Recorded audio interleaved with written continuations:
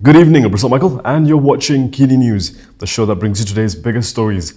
Government and opposition lawmakers locked horns today on several subjects in Parliament, but nothing saw as much fireworks as when it came to the topic of direct negotiations under Pakatan Harapan. Over 100 projects worth a total of over 6 billion ringgit were approved by the Finance Ministry through direct negotiations under the previous Pakatan Harapan government. The revelation by Finance Minister Tengku Zafrul Abdul Aziz caused an uproar, ending with an opposition lawmaker being kicked out of the House.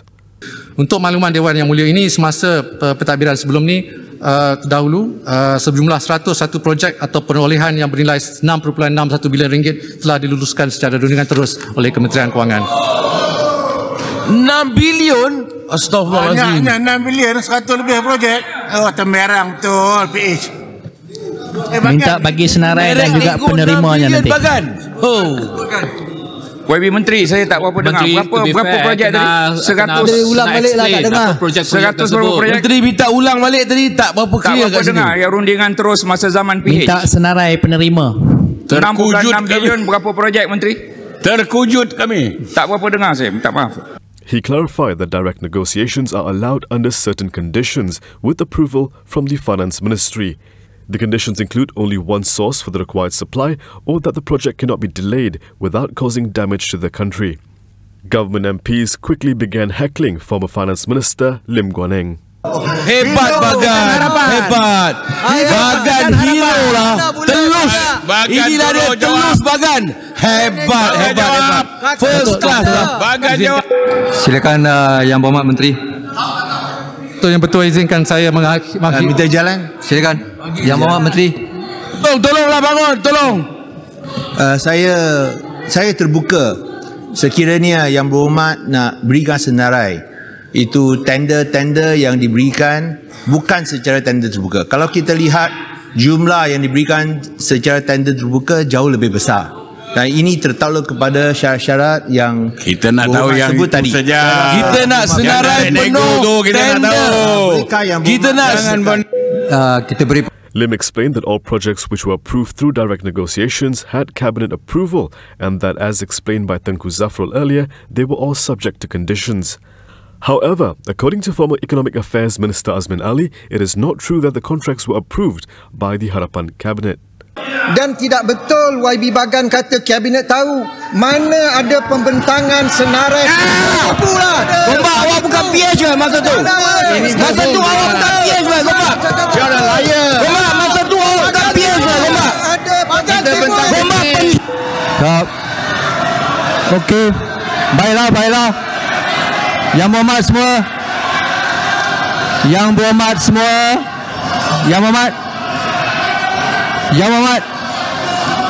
Yang Berhormat semua, tolong duduk. Tolong. Yang Berhormat. Sila duduk semua, Tolong diam.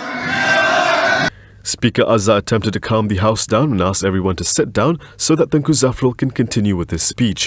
However, several opposition MPs refused to sit down, including Beruas MP Ngeh Koo Ham. Beruas, amaran pertama. Amaran kedua, duduk. Amaran ketiga, duduk. Saya mahu kamu keluar Dewan sekarang. Sehingga besok baru boleh datang. Prime Minister Muhyiddin Yassin said he will leave it to the authorities to investigate a minister's violation of the quarantine order. This came after members of the Dewan Rakyat took part in a lengthy and heated exchange on the matter. Opposition lawmakers on Monday put pressure on the government for stricter action to be taken against Plantations and Commodities Minister Khairuddin Aman Razali, who got off with only a 1,000 ringgit fine for flouting the mandatory 14-day COVID-19 quarantine. Ia memang dia bayar denda RM1,000. Tetapi kita sudah lupa ke 2 bulan lepas Menteri mengeluarkan kenyataan, Menteri Kanan, tidak ada lagi kompaun saja, terus diheret ke mahkamah. Kenapa? Apabila rakyat biasa, anak muda yang pakai mask hanya letak kat dagu, boleh didenda RM1,000. Makcik, orang tua berumur 72 tahun kerana tidak ikut perintah kuarantin kena bayar denda RM12,000 sampai di penjara 5 bulan. Kenapa berlainan? Kenapa tidak ada denda RM1,000? Kenapa ada perbezaan daripada segi pelaksanaan undang-undang? Social media was ablaze with fury after the Health Ministry announced that it had fined Khairuddin RM1,000 for not undergoing mandatory quarantine after returning from Turkey on July 7th. Pokok Sena MP Mahfuz Omar, another MP who raised the issue during the question and answer session, also said there was a perception that there is a double standard in the enforcement of the law. Previously, a 70-year-old woman had faced a more severe punishment for similarly breaking the quarantine order.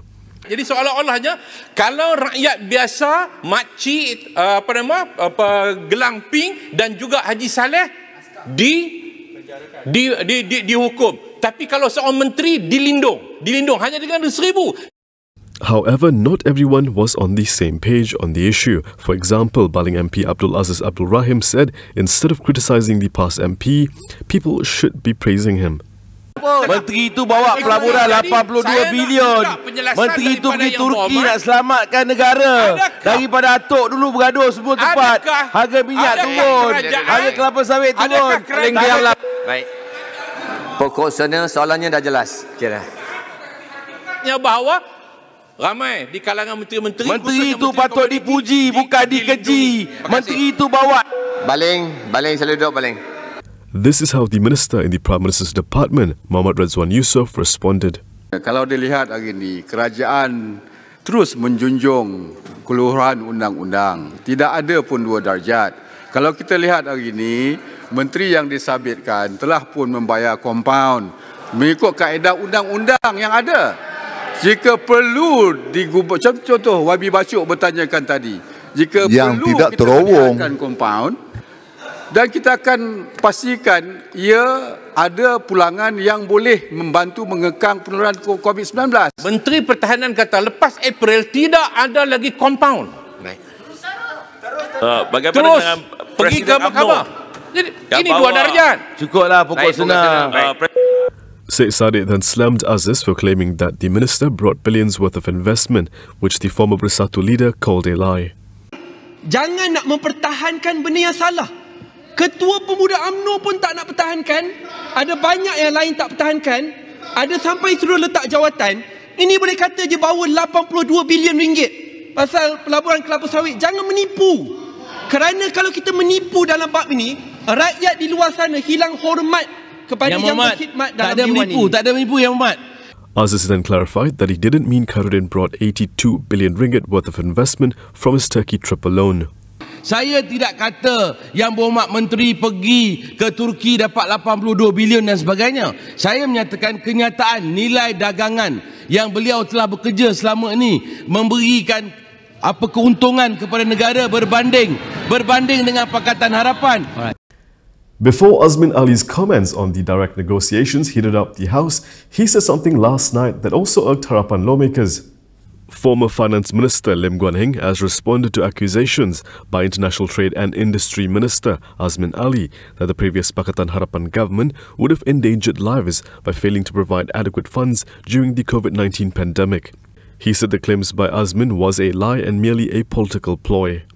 Dan beliau pun sebut bahawa semasa Pakatan Harapan memerintah, saya sebagai Menteri Kewangan tidak mahu memberikan wang yang mencukupi untuk menangani COVID. Ini juga satu fitnah, satu pembohongan kerana kedudukan sebenarnya adalah sebaliknya.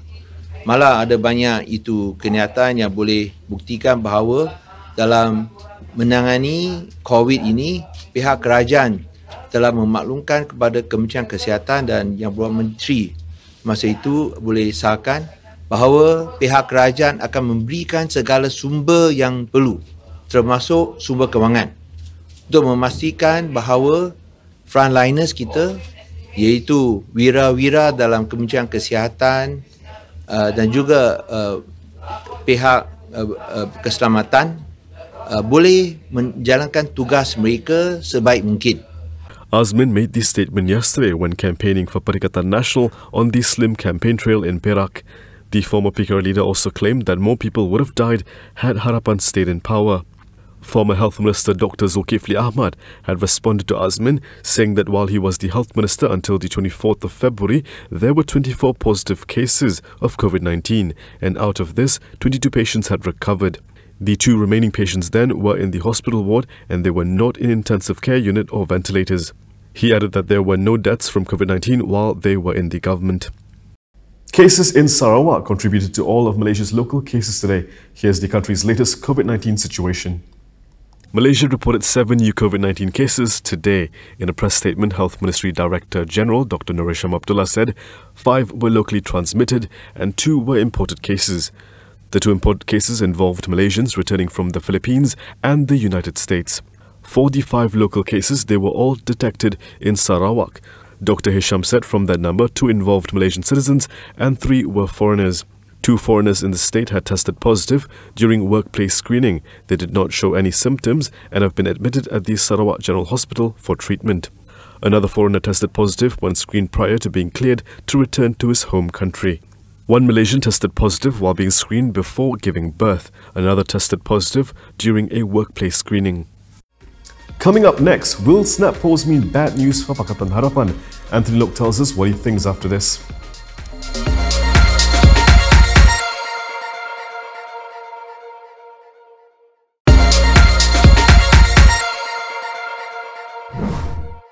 In an interview, DAP Organising Secretary Anthony Lok dismissed claims that Pakatan Harapan would lose to Perikatan Nasional if snap polls were to be called. Well, I mean, analysts can talk about all kinds of scenarios and so on. But results, the political results or election results will never be known until the results are being announced. So, I just want to remind everyone, I mean, yes, of course, I mean, the Prime Minister's side would think that he's enjoying very high popularity right now. But everybody knows, I mean, those who are involved in election knows that sometimes that election results can go anyway, can go either way. And analysts are not always right in that sense of predicting election outcome. So when you have election, there are a lot of different dynamics will come into play.